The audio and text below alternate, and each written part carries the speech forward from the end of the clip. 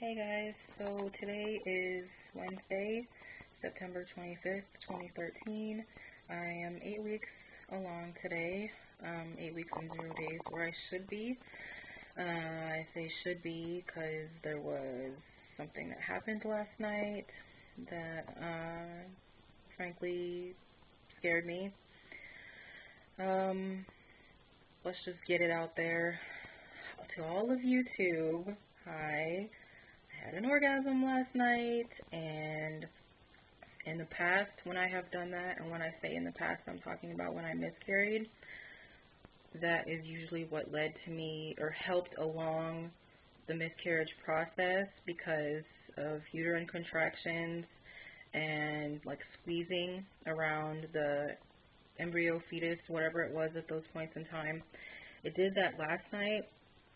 And as I lay there, I immediately had to get up afterward because my daughter had woken up and I had to go tend to her. And I probably should have just laid there for a few minutes after it happened because that probably would have, the contractions would have ceased after a while. But I was in pain. I began cramping, kind of how it would feel like for those of y'all who cramp really bad during your period. It's like the day after your period starts, like you still have cramping, but it's not as horrendous as it was the first day when you started. That's how it felt. So I was for sure that I was bleeding, but turns out I wasn't. Went to the bathroom several times since then, and nothing. There's been no blood. I just feel like recently I feel like my symptoms have lessened. And that's usually a sign that you're going to miscarry is when you stop feeling tired all the time, when you stop having cravings, when you stop peeing all the time. That's what it happened before my first miscarriage last year. And I've kind of just been trying not to be excited about this pregnancy because if I miscarry it, I don't want to feel like a fool, So last night's ordeal, I've also been, I don't know what you'd call them, like they've been little pains today, but it hasn't been hardcore cramping like it was last night. I've been checking every time I go to the bathroom and there's been nothing.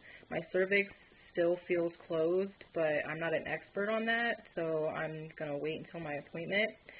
And that is my segue into my next point. I have everything written down, as you can see.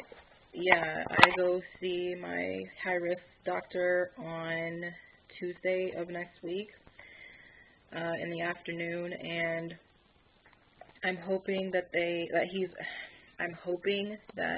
he orders an ultrasound for me, and not only to check on baby, which is the biggest thing, but to check that my cervix is closed, and therefore I have no chance of losing the baby.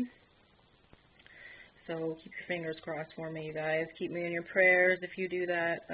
Good vibes, whatever, because it's stressing me out, for real. What else is on my list? Oh yeah, speaking of appointments, I go to see my dietitian and my diabetes nurse next Wednesday in the morning. Yeah, in the morning. There's really not too much to say on that. They just check my blood sugars, put me on a diet. What else? Basically, just reteach me how to live, essentially, since I'm pregnant now. I'm not, just a normal girl out in the world eating whatever and, like, keeping a log or whatever of it. I have to have a set amount of certain minerals and vitamins and etc. foods I need to eat inside me because I'm not only feeding me anymore, I'm feeding a baby as well. So, yeah, speaking of things I'm eating and drinking and ingesting, I've been taking my prenatal pretty much like it's regimented. Like I'm doing really well as compared to last time. Like I would miss days. No, I keep a log in my phone on my calendar to make sure that I take it. I will say that I haven't been taking it the same time every day. I try to, but there's always something going on. Like, I take the kids to the park, or I have to go pick up my daughter, or I'm feeding them, whatever. I'm always doing something, and I have an alarm set on my phone too, which is quite frankly ridiculous that I haven't been able to keep track of it at the same time every day, but you know, it happens. I have written down my recent cravings. They haven't been really hardcore, just there are some examples though, like I've been wanting steak, like really bad, like just cow, basically. Friday specifically, I flipped out on my husband because I had texted him while he was at work saying, hey, let's have meatballs with our spaghetti tonight, because the night before, or like the night before that, he had made spaghetti, but he only made it with the sauce and the noodles, and I wanted meat, you know, like ground beef, something. So that day, all I could think about was some damn meatballs. So I texted him, babe, can we have some meatballs? He gets home. He hadn't gotten anything from the store. He had like ignored my text or something, or forgot on his way home, because there was no meatballs in his hands. Well, I began crying a little bit later about something entirely unrelated, and he thought it was due to the meatballs. And so he left me alone, took the kids to the store with him, and brought back some meatballs for me and some other stuff that I asked him to get. So that was super nice of him, but still, ooh, I was so pissed. I lit into him when he got home.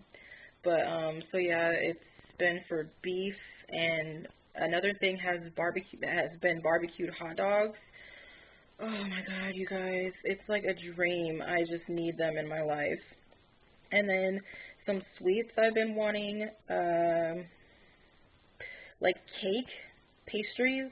I don't know if I mentioned this in my last video, but those are the things I've been wanting, like the sweet-wise. And then like the meat is like savory, you know. And then last night, another like hardcore craving, if you will, that I asked him to get from the store was either cheesecake or carrot cake. So basically I was wanting something with cream cheese in it. Like, shit, I could have gone for cream cheese on a bagel or something. And he wound up getting me cheesecake. So that was pretty good. I ate like a bunch of it last night. I shouldn't be eating this kind of stuff. I'm needing to stay away from sweets and carbs due to my diabetes, but baby wants what baby wants. So yeah. I wanted to mention my whole symptoms thing I was saying earlier. I still have been fatigued, like tired a lot. Like for instance, yesterday and today, the kids they woke up at 9:30 a.m. That's usually their time to get up, especially since my daughter has begun going to preschool. That's just the time she gets herself up, and then she gets me and her brother up. I know it's horrible. I need to set an alarm or something to get all of us up. But anyways, so 9:30. Well, it's been happening that my husband recently had a work schedule change. So instead of doing 6:30 in the morning to 3:30 in the afternoon, he is now working 9:30 in the morning to like 7:50, 8 o'clock at night. So he will get up with at least my son. My daughter doesn't get up till he leaves, but yeah, he'll get up and he'll be awake. So in case one of them gets up, he can get up with them, or be up with them, I mean. So yesterday and today, I woke, and last night I actually got a good amount of sleep, and it was really, really nice. But both days, I woke up, and about an hour later, I put me and the kids back to bed. Like, I just have been so tired. I know that's horrible. But yeah, okay, my phone says that it's not going to go past 10 minutes, so I got to hurry up. I also wanted to mention one last thing. Oh, I've also been emotional. Like, for instance, the whole meatball thing, that was a situation. But it's lessened. It's not as severe as it was the past couple weeks. And then I have an appointment to see my OB at 11 weeks and 1 day, and that's the 17th of October in the morning.